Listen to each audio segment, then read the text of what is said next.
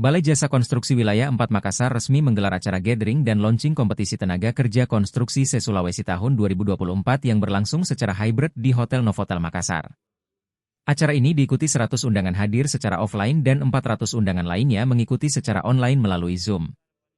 Peserta terdiri dari perguruan tinggi, SMK, OPD Suburusan Jasa Konstruksi se-Sulawesi, perusahaan BUMN dan non-BUMN, asosiasi profesi, LSP, serta asosiasi badan usaha.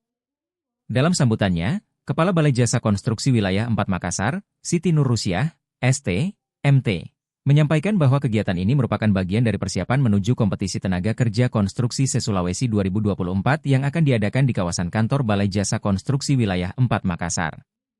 Kompetisi ini merupakan tahapan seleksi wilayah Sulawesi yang menjadi bagian dari rangkaian acara Konstruksi Indonesia, KI, 2024, sebuah agenda tahunan yang akan dipusatkan di Indonesia Convention Exhibition, ICE, BSD City pada 6 hingga 8 November 2024. Tujuan utama dari kegiatan ini adalah untuk memberikan kesempatan kepada semua pihak yang akan mengambil peran penting dalam pelaksanaan kompetisi tenaga kerja konstruksi se-Sulawesi.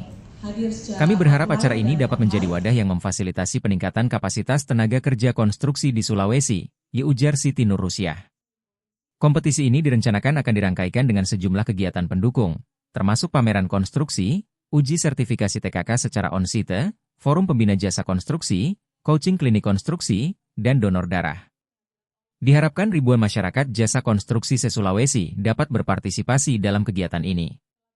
Dengan adanya kompetisi dan berbagai kegiatan pendukung lainnya, diharapkan tenaga kerja konstruksi di Sulawesi dapat semakin siap dan kompeten menghadapi tantangan di sektor konstruksi, baik di tingkat lokal maupun nasional.